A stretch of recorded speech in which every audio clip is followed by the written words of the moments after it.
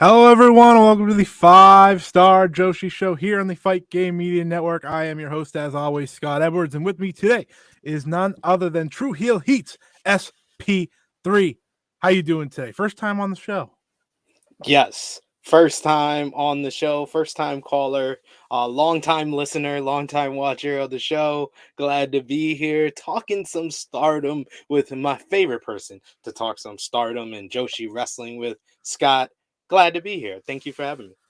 I'm happy you had the chance to join me for this show. This is a very unique show because we don't have either top title on the line, but it's probably the best card they've put together without either of those top two titles or the five-star Grand Prix, of course. In a while, it's probably the best card that they've done that without that, and I'm happy to have you on here. I like talking stardom with you. I know you've taken it as a real interest over the past year, especially. We talked a lot during the All-Star Grand Queendom build-up and the post-show and just how incredible a show that is. And of course, on the eve of Forbidden Door, another potential show of the year candidate, it's only fitting that I have you on to talk about the other pay-per-view on that day that isn't Forbidden Door. But this is Stardom Sunshine 2023 preview. Before we get into the match-by-match conversation, looking at this card, and, like I said, not a lot of singles matches. We have one singles match on the entire show. How do you feel about the cage match aspect?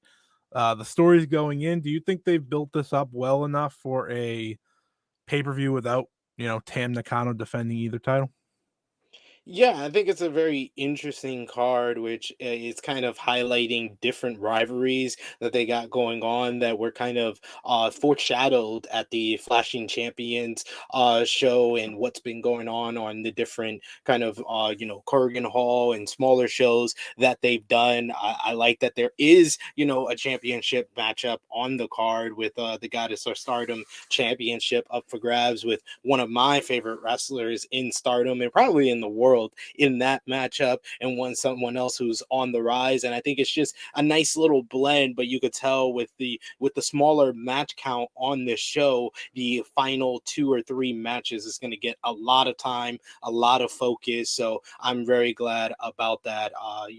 Just how I'm used to, the bolsterous cards with Stardom of 8 to 9 matches. So to see a card with 7 matches, that cage match main event is going to get a lot of time.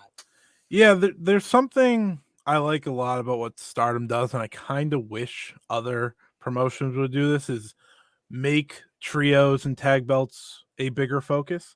I think Yeah. that's something that they've been doing really well as of late. Of course, the trios match was the semi-main event at the last pay-per-view when Tam Nakano became a double champion, and it'll be the same this show.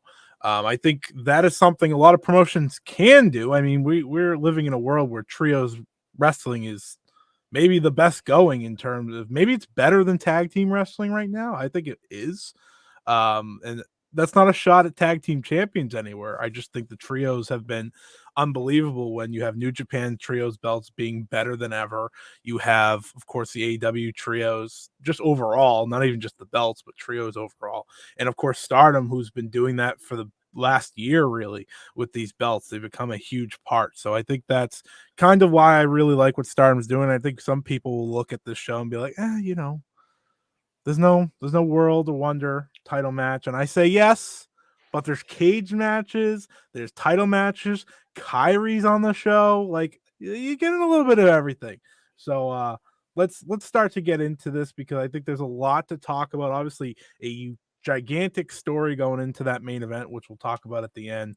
But we kick off here with Stars, Hanan, Saida, and Momokogo facing off with the not so friendly trio of Yuna Mizumori, Waka Tsukiyama, and Aya Sakura. It's not really, I'm not even going to give a lot of conversation to this, but it's not really a shock who's going to win this.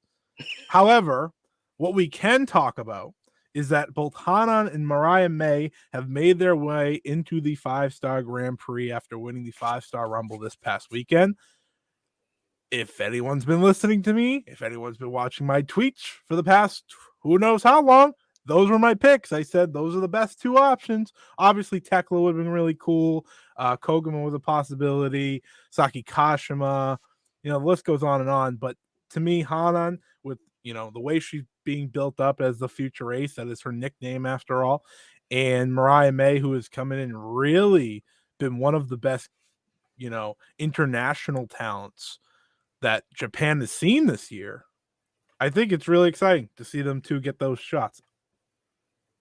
Yeah, Mariah May, I've been totally impressed with since coming into Stardom, and not only her work in the ring, how she stepped up in a time of need for Stardom back at All Star Grand Queendom when she stepped in on commentary, and Mm. little moments like that can really get you kind of into a wrestler even more on what they're doing in the ring when they step up into those positions. Like I always remember CM Punk being on commentary in 2010, right Yep. before the big summer of Punk happened just a few months later in 2011. So it's stuff like that where you get more invested. You're like, okay, they're fun on commentary. Let me see what they can do in the ring. And she's just been ever improving every single time. And Hanan is someone that I haven't seen a lot of, but I've seen the potential anytime I do see her in the ring. So definitely I got stars winning this matchup. I'm just really disappointed that the Waka Mania seems to be fizzling out.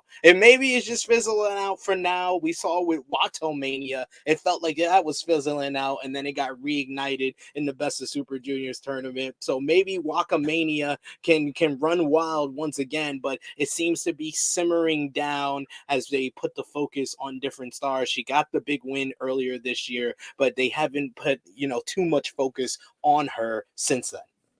Yeah, it definitely felt more like a spur of the moment type run there for Waka rather than a hopeful run, which is unfortunate, of course, if you're a big Waka fan.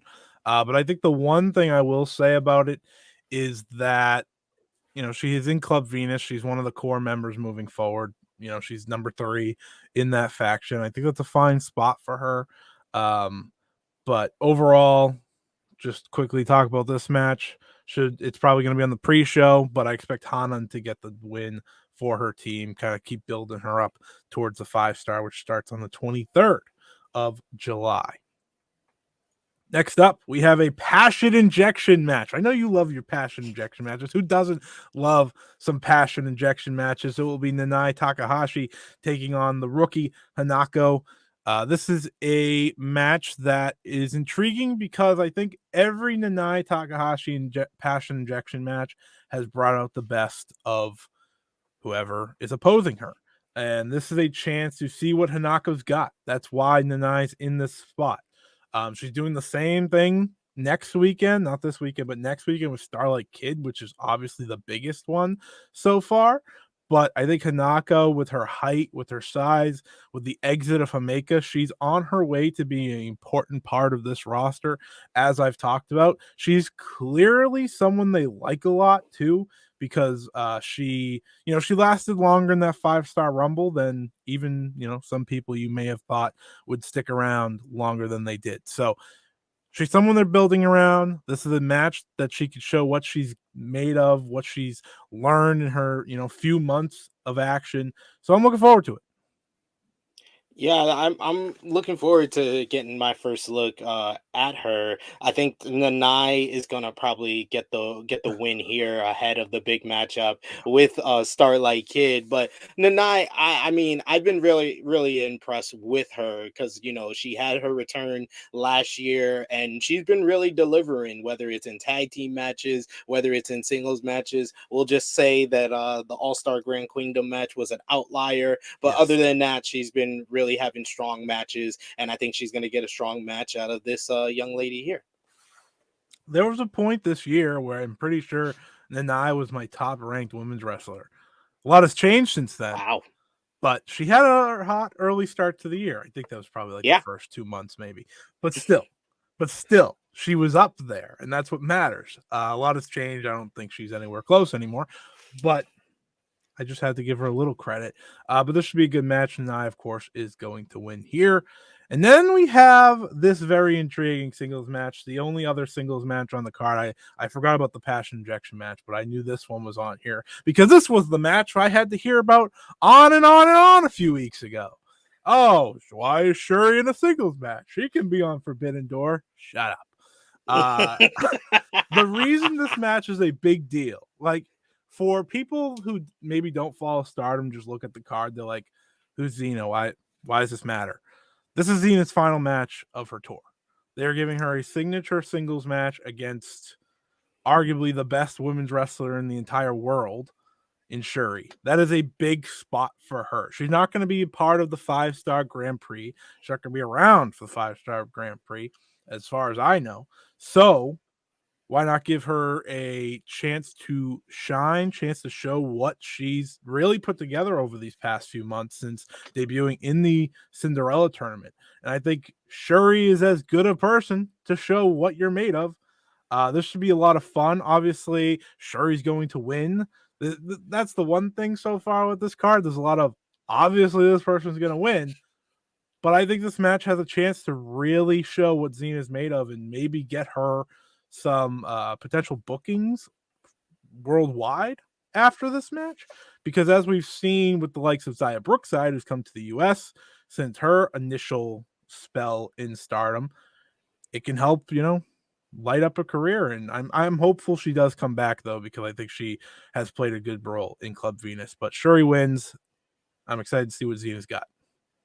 Yeah, I think Xena's done a good job of further kind of expanding Club Venus, making them have a mark and grow in numbers. But I really been loving what Shuri has done in 2023 because you can like say when someone loses the top title, maybe kind of some of their luster, some of their aura is gone, but Shuri still feels like the final boss of Stardom, and Yeah. that's a credit to her and how good she is in the ring. I've called her before the Joshi Brock Lesnar because she just hits kicks like Brock Lesnar does suplexes. And it's just, I love the fact that anytime she's in a singles matchup, you want to see it. You want to see what she's able to do. And she's done that, time after time this year. I think that this will be another good match and probably the best match that Xena has had since coming over to Stardom. And I'm really looking forward to what Shuri's going to do in the 5-star Grand Prix because honestly, with the year that she's had and still maintaining her aura, I would not mind at all to see her back in the main event scene. And I think that she should be considered one of the favorites in this year's 5-star Grand Prix. I had made a pitch long ago when she lost the world title that she would be the IWGP challenger at Dominion. Little did I know that the IWGP Women's title wouldn't be used much after Mercedes Moné dropped it, which is very unfortunate because Mayu Iwatani is my favorite wrestler of all time. She hasn't defended it once, and then it looks like they were going to do Mariah May, and they haven't done that either. And I'm not blaming Stardom here. I'm blaming the company that's the title belongs to. I mean, all I will say, I was gonna save it to when we got to No, Mayu's let it match, go. but since you're bringing this up now, I just have to ask one question: why did Mercedes Moné lose the championship? This is the thing that people thought was gonna happen when Mercedes Moné won the championship. They was like, "Oh, it's not gonna be defended. Oh, we're never gonna see it again." How is it that Mercedes in 2 months did more for this title than Mayu? And it makes me go back to the further question of why did Mayu not win the championship outright? Why? Because they said there was like a contract situation. She didn't want to, go over to the US, which was what the IWGP Women's Championship was originally kind of supposed to be. There was all that controversy, and that's why Kyrie was the first ever IWGP Women's Champion. And now we're seeing that maybe New Japan and Stardom made the right choice to begin with, and maybe we shouldn't have even come around to this Mayu reign. I love Mayu Iwatani. She's one of my favorites, especially when it comes to Stardom. I think she is the GOAT of Stardom, but it's kind of ridiculous with this whole IWGP Women's Championship situation. I kind of say comparison to the Kevin Durant situation, where Kevin Durant is in another big three, and people were like, "Oh, why he left the big three in Brooklyn?" And I'm just like, "Why did he ever leave Golden State? Then he should have just stayed in Golden State and won championships. They should have just kept the title on Mercedes Moné for all of this with Mayu." As I like to say, this isn't a wrestler problem. This is a title problem that Yes. I think they had an idea for that title when they first said it. And then they never, I'm again talking about New Japan because this is New Japan's title. They never really fully went with it. Actually, you know what? I could just blame Bushiroad if I wanted to, but I'm not going to Yes. blame Bushiroad because I think they had their ideas, but now they don't book it. They don't book the title. All they booked was, hey, we have Mercedes Moné. She should probably have the title now. That's about it. I just don't understand. Like, listen, I'm fine if the title's not going to the US. You know why? Because the IWGP World Heavyweight title doesn't go to the US all that much. It's going That's for true. Forbidden Door, but other than that, it doesn't go to the US all that much. I'm fine with that. I just want the belt to be defended. Yeah. That's not asking too much. And I know Stardom has a lot of shows, but Mayu could have been on Dominion. I know she could have been on Dominion. Actually, that was a Corkin show, so I guess not. But like, if you book ahead of time, guess what? You don't have that problem. Or the Independence Day shows. There's no reason Mayu's not defending on that. She's not. And that is a whatever. I don't know what it is. I'm just gonna keep blaming New Japan because if Stardom I think could book it, they probably would book it on their pay-per-views. But it feels like they haven't been able to because, we're having this Mayu and Mariah May feud build up on these shows. You can see it online, and yet it has yet to be put on the line. I looked at next week's show at Midsummer Champions and said, there's a perfect spot. You have Tam and Mariah in the main event, IWGP Women's Semi, because you have a double champion. Yeah. And that is not what we had. So I don't know what's happening. We have another women's title in New Japan Strong now that's supposed to take up for that. I just want to tell everyone that this IWGP women's title has been defended once in the US, and that's between Kairi, Mercedes, and Mayu. I think that's the funniest part for me. Mercedes had the belt, and she still only defended it once in the US. It's not. No, she didn't even defend it. She won it in the U.S. Whatever. She won it in the Yeah, U.S. but either way, hey, my point hey, was they created a whole new title for her but this is the thing that's very confusing with this whole thing, because we're trying to put more of the blame on New Japan, but when Mayu beat Mercedes, they all said, the reports were that was a Stardom decision. That was a Stardom decision. So is it like sometimes it's Stardom making the booking yeah, decision, yeah, sometimes it's Gato? That and then can be sometimes it's confusing as Bushi well. Road. And then basically right now, the past 2 months, they just basically been like, so you gonna defend it? You gonna Yeah, defend it? You gonna defend it? It's like right. they're pointing at each other, Yeah. like, who's gonna defend it first? Well, And that, neither that person is pulling out the gun. that's another interesting thing because, like, from what I know, I'm pretty sure Rossi books the belt. Like, I'm pretty sure he is the booker of the title, but he can't just be like, "Hey, we're gonna put this on a New Japan show." He Yeah. he can't say that. So I don't really get it. I don't get it. I've kind of given up on getting it. I'm just happy Mayu got it, but I'd like a defense eventually. I thought Shuri would have been the perfect person for Dominion, their second biggest show of the year, New Japan's, because Shuri's someone that I think can connect to New Japan audiences better than maybe anyone on the roster. But that's besides the point. Doesn't matter. Didn't happen. We move on. Next up, we got Kairi teaming with Mel Tears, Tam Nakano, and Natsupoi against the very good trios team that isn't a real team of Micah, Suzuki, and May Sarah.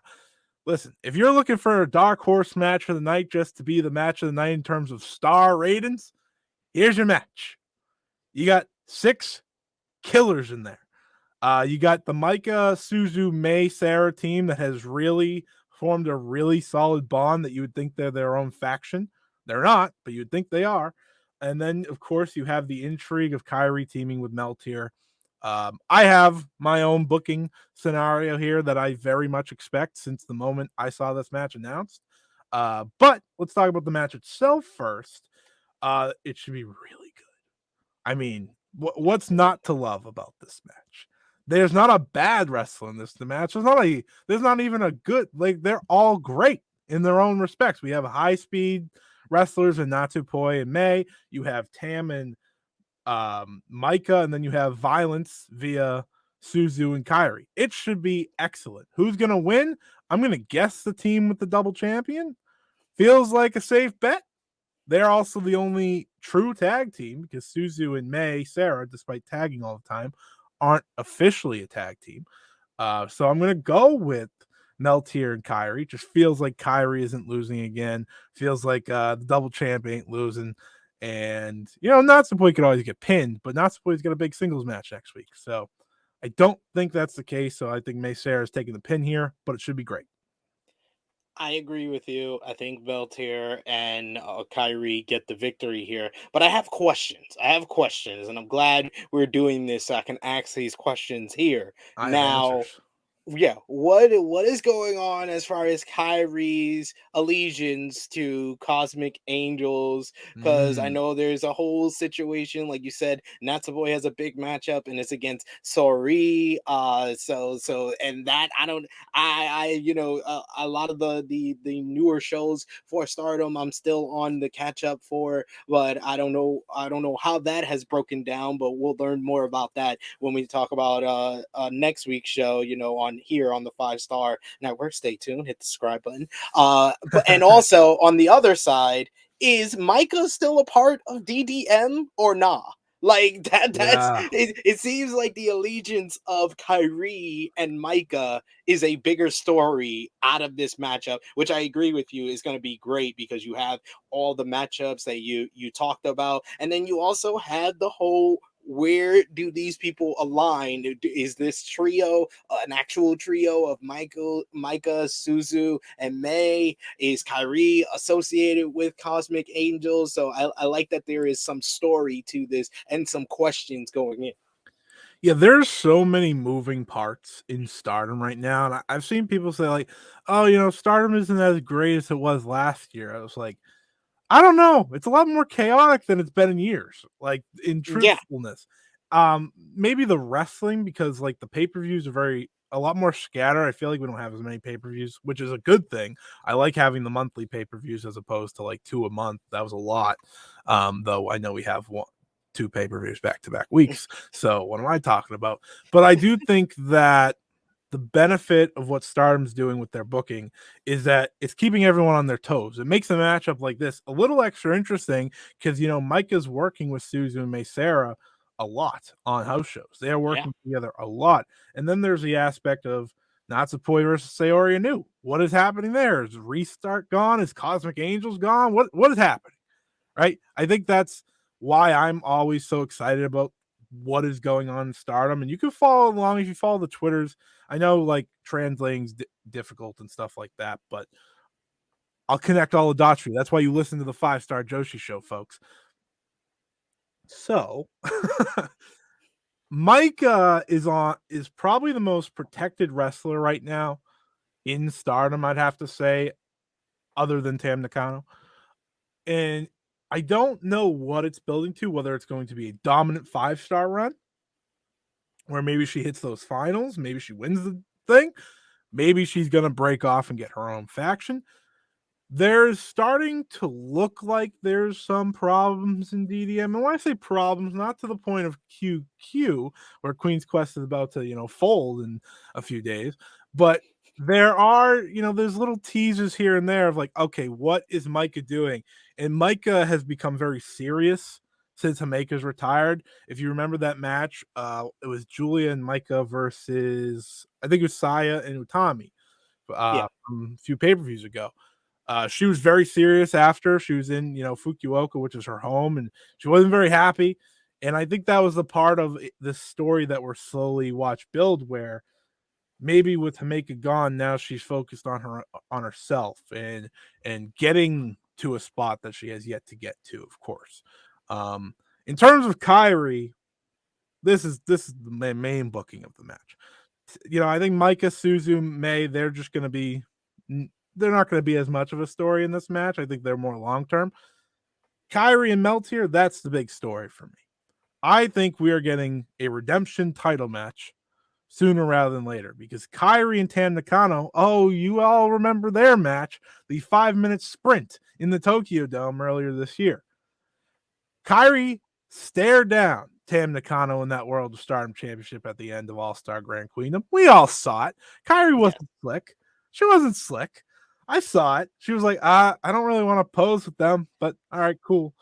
And I think this is all coming to a head here after this match, where they probably win.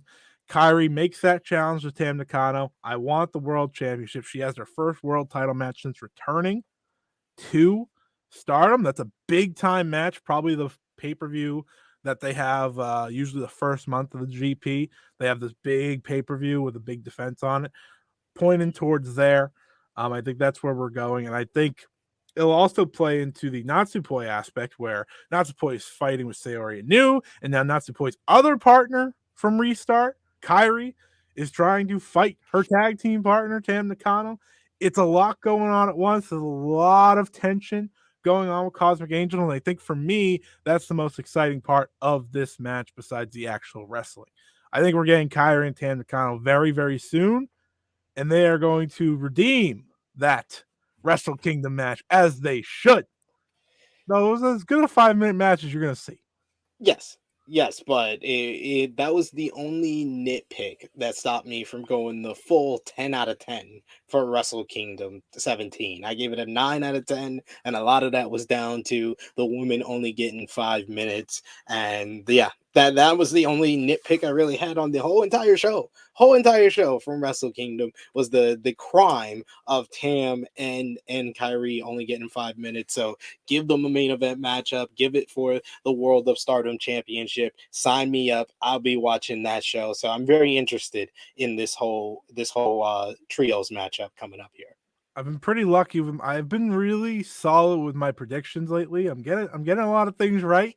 So I'm feeling good about that one. I'm feeling good about that one. And I am still interested to see where Micah goes. Maybe this is all just to see her get a final spot in the GP this year. She does kind of play to the Tam final spot last year, the Momo Watanabe final spot 2 years ago. She's kind of in that spot right now, and I think that would be a good one. I don't know if she wins it, because I don't know where she is on the card right now. She's like in between the high mid card and the main event. And I think the GP will tell us a lot of where Mike is going long term, because I don't think they're going to be able to tell whatever story they're telling right now with her by the time the GP starts. Could be wrong, but that's me. Next up, we got the Goddesses of Stardom Championship match. It will be the New Eras, Mirai and Ami Sarai, defending against the newly named Rose Gold, Mina Shirakawa and Mariah May. By the way, shout out to them. Great name. Big fan. Rose Gold. Easy, simple, perfect. And to me, if you're going to be called Rose Gold, you got to win the gold. And that's where I'm going. I think at the end of this match, we'll have, they won't say it because it'll be in Japanese, but we'll say, and new tag team champions of the world, Mina Shirakawa and Mariah May. This is how Mina Shirakawa gets back on the wagon after that tough loss to Tam Nakano. That's how Mariah May gets her first title in Stardom in her first title match. And it frees up Mariah to potentially go on to win a certain championship next weekend. Just saying. But I think Rose Gold should be winning here. I would have the win here. The New Era's got 2 successful defenses. That's fine.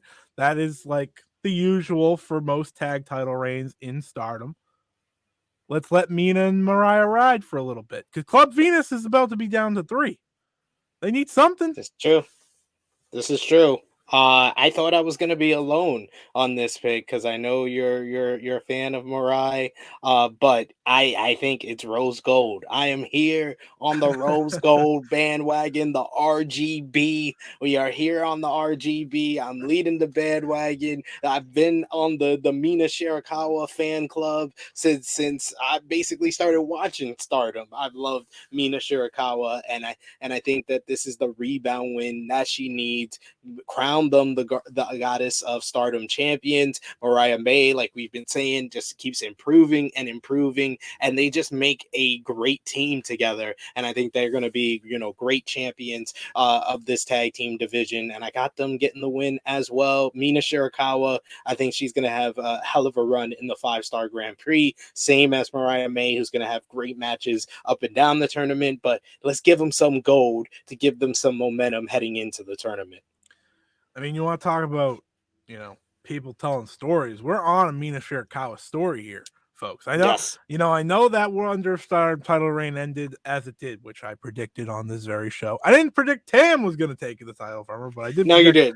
I did project one successful defense, and I nailed that one. No offense, because I was really upset because I wanted her to keep going. She convinced me with those 2 title matches, and then she lost. But I do think that them getting these titles are best for the titles right now. I think the New Eras were in a spot where, sure, they were going to benefit from beating 7-Up, but the way they beat them, did they benefit? Some could say they were hurt more from it than anything else, and I think they've been trying to prove themselves as champions since, and it's been hard. So I think pivoting now to Rose Gold, letting them reign, letting them run with them for a few months, probably for a while because of the 5-star Grand Prix, that is perfectly fine. And it furthers Mariah May's spot in this promotion as well. I think that's very important as we head into that GP because she doesn't have a lot of singles matches really in her time. She has some wins, obviously, but I do think that getting a big title win here, maybe you have her pin Ami Saray. I think that would do a lot for her heading into that tournament. So that's what I'm hoping for. I think this match can be really good. They had a good match at Cork and Hall earlier this month to get this title shot. So I'm thinking they go, full throttle, and this could be one of the best matches of the new era's tag team run.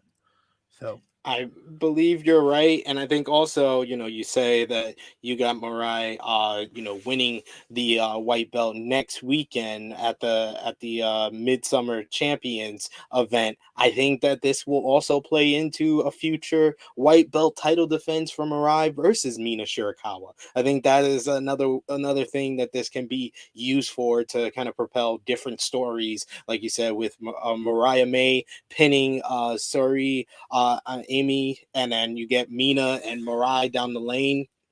I am checking those off the box. I think Rose Gold for the win is a smart pick. I hope so. I hope that was a smart pick. But now we move over to the semi-main event of the evening. Inside a steel cage, it will be the Artists of Stardom titles on the line. The first ever title match inside a steel cage in Stardom history. It will be the Bari Bari Bombers, Julia, Tekla, and Mai Sakurai defending the title for the very first time against the IT team of stars, Mayu Utani, Hazuki, and Koguma.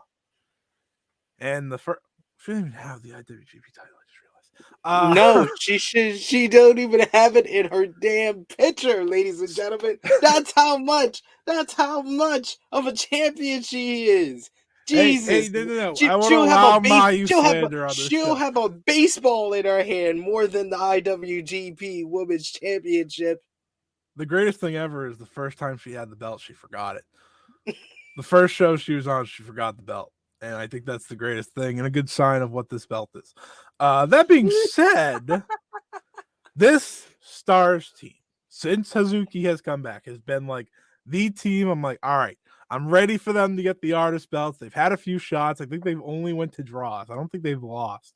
They just go to draws with each champion.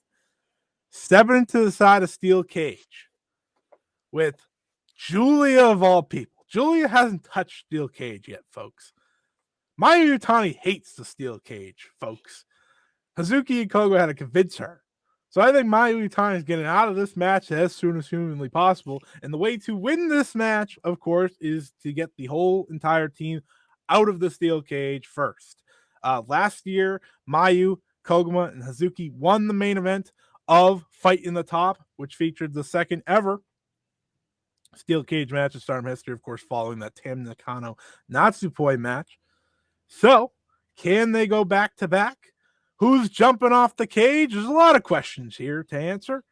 But to me, this feels like the perfect way to make this Stars team lose.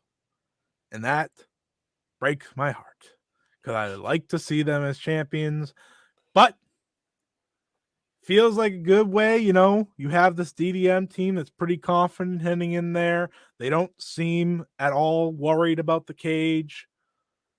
Julia's Julia. She's going to do something crazy in there, I'm sure. She's not going to jump off of it. That's what the other two are for. But she's going to do something vicious. It's going to be violent. My hope is we just come down to her and Hazuki. I think that would be like the perfect magic for the end of this match. Can really get the if you're looking for star ratings, it's going to get that pretty high, but it's also going to get the tension very high.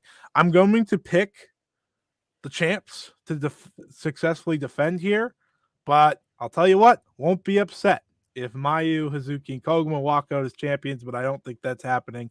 I think this is a good way to keep Mai Sakurai and Tekla busy while they're not in the 5-star Grand Prix. And Julia, of course, can pop in for those tag title matches whenever they may have them.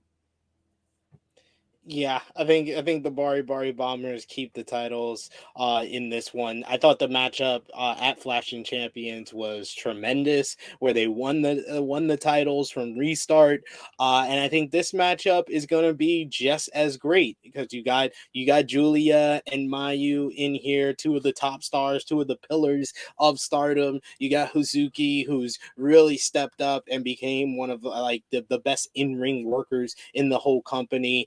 Tekla and Maya Sakurai, Koguma, all solid in their own right as well. And I think this is going to be a really great matchup.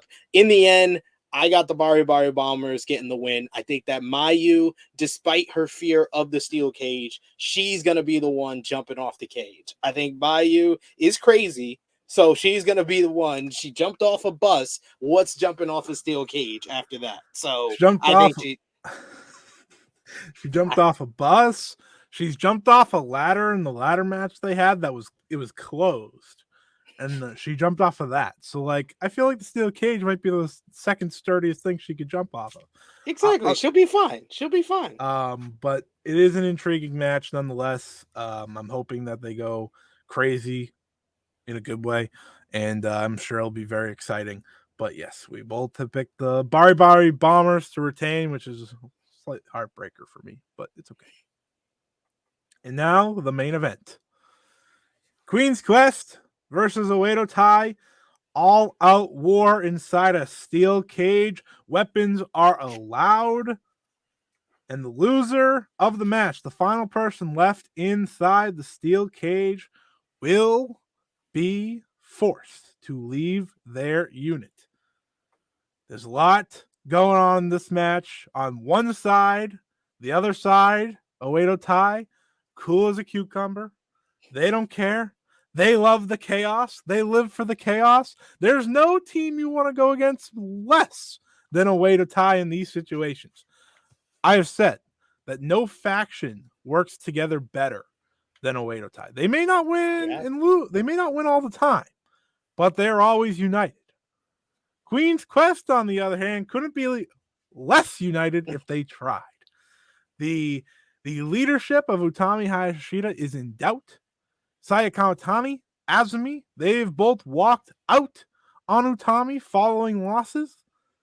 There's no confidence here. Zero vote of confidence. If anyone's ever watched Succession and you see the first season when they vote on a vote of confidence in Logan Roy, yeah, they wouldn't be voting confidence in Utami Hayashida. She'd be kicked out. I don't think she's gonna bully the other voters into keeping her in power. Nope. So there's a lot to unpack here. Lots to unpack here. Huge main event. 12 people inside of the steel cage. That's insane. That's insanity. That's the craziest part to me. I don't know if that's gonna hurt the match, if it's gonna help the match. I don't know what it's gonna do. I don't even know how you do it. How do you have 12 people inside a steel cage at once? It's not like It's it's gonna War be Games. bonkers. It better not be War Games. I mean, I would be all right with that. If I would be all right if it was like War Games, that would be Well, if great. we see 2 rings set up, then we know that they didn't tell us, and All Out War actually means no, War Games. they're doing Lethal Lockdown, where it's one ring, Lethal Lockdown. Yep. So lots of levels here, like I said, to go through. We'll go out with initial predictions, just who wins the match, who loses the match. I think everyone's picking Oedo Tai to win the match. I'm not. Because I'm oh, not. okay. All right. I'm picking Queen's Quest. It seems too obvious for Queen's Quest to lose this one. So I think that's Rossi. He's gonna pull the okey doke on everybody where Queen's Quest gets the win. And then after the matchup, despite them not having the loser have to leave the unit, that's when we get somebody leaving Queen's Quest. I think after the match. Wow. I think they win the actual match. I could see, new leadership in Oedo Tai. So, yeah, I think that's the only thing I need to figure out is who from Oedo Tai is leaving that unit. But I think Queen's Quest gets the victory. Interesting. All right. Well, there's a lot of ways to look at this match, I think. There are how does it come down to the end for Queen's Quest? Is Utami willing to go down with the ship? Is she gonna stay in there until the very end to get all of her, all of her teammates out of there to show that she's the leader that they want her to be? Because if they do that, she's winning. They're winning the match.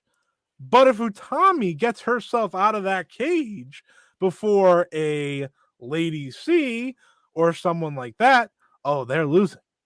They're losing. And I think that's the beauty of this story, the beauty of this match. What type of leader is Utami going to be with her back against the wall when her team needs her most?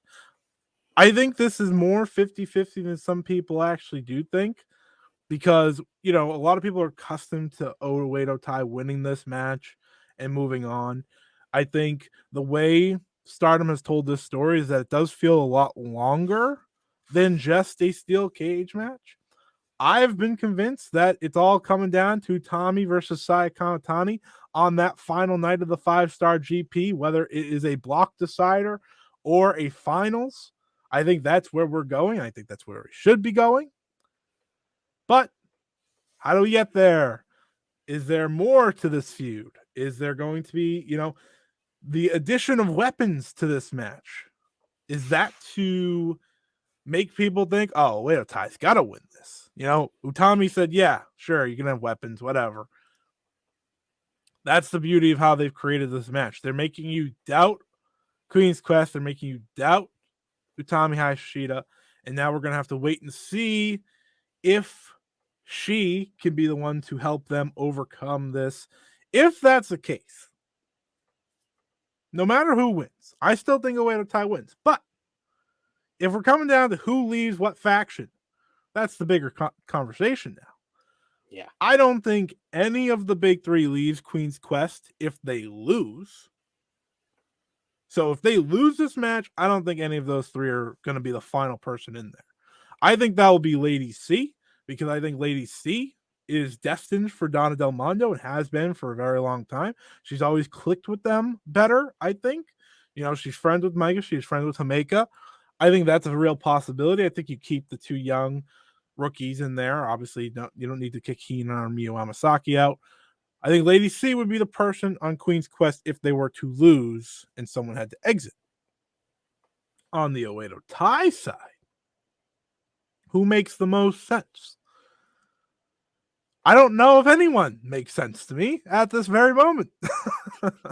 If it No came one down, really jumps off the page as someone ready to leave. I mean, you can make a case for Kashima Kashima because she did beat a fellow Oedo Tai member to win the high speed championship, and maybe she can go out on her own. And aesthetic wise, I think she's another one that would fit in very well with DDM, or even pay off all the years of her beating Shuri, and she's earned Shuri's respect, and Shuri invites her into God's Eye after their rivalry and her being scared of Shuri for all these years. You finally pay that off, and she's invited into God's Eye. I think that would be very interesting.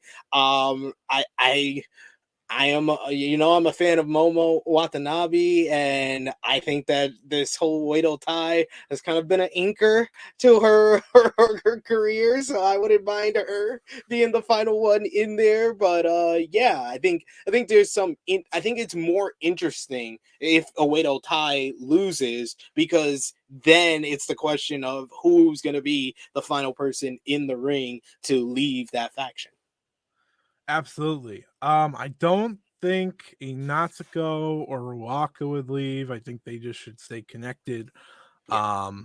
Saki Kashima's interesting, though I do think her heel work has been good. I don't think Rina leaves. I think Rina's just thrives more as a heel. Then it comes down to Starlight Kid and Momo Watanabe, and it's like, huh, if Oedo Tai loses one of them, then ruh-roh. I've seen that life without them. It's a lot better with them both in it than it is without them, but we'll have to wait and see here. But that is the preview for Stardom Sunshine 2023. SP3, I'll give you the floor. Hit them with all the plugs and all the good stuff. I'll get out of here so you can.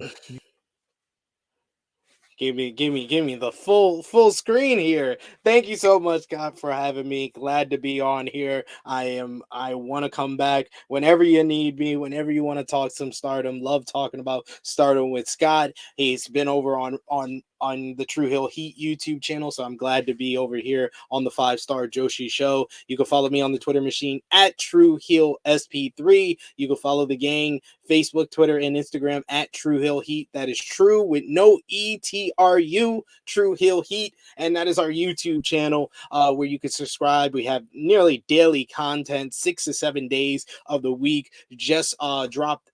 Actually, I don't know when this is going out, but this week we dropped an interview with a former Impact World Champion, 2-time former Impact World Champion Eddie Edwards. So you can go over and check that out. We got an AEW Collision review that is now launched on Sundays with myself and Sober Guy JJ reviewing that show. I do a review for AEW Dynamite every Thursday with my boy Jimmy Macaram, and of course the True Hill Heat flagship podcast every Saturday, 11:05 a.m. Eastern time. So go over and subscribe to the YouTube channel. We're making the march to 8,000 subscribers, so would love more support. And we'll be talking more about Stardom. We'll have Scott on the channel, because whenever we got to talk about Stardom, we know who to call. You know who to call. It is Scott. So that's why you should subscribe here as well. You're too kind. You're too kind. You didn't have to give me free plugs, but I appreciate it. You're better at giving me plugs than I am giving myself plugs. But thank you so much. This show will be out. I don't know when people are listening to it. That's when it'll be out. There you go, everybody. That's how I market. You already have listened to it by the time you hear this part. So that was dumb. But I will be back next week with a live review, most likely. I'm thinking Monday night. If it's not Monday night, I'll just do a Midsummer Champions review instead, which will be just as good, if not better. But that's how I plan things. I just hope. And if I'm not too tired after the Stardom pay-per-view review, Forbidden Door, and a review right after, I'll be there. It's a lot of wrestling, folks. There's a lot of wrestling the next couple weeks. Next couple months. We're not slowing down. But the show will continue over on Patreon. I will continue. I'll be talking Suri and Kyrie teaming up for the first time ever. I'll be talking everything else I missed while on vacation. So head over there. If you're listening to this on YouTube, make sure to go subscribe if you want to hear all of that. Otherwise, for SP3, I'm Scott. This was the 5-Star Joshi Show. See ya.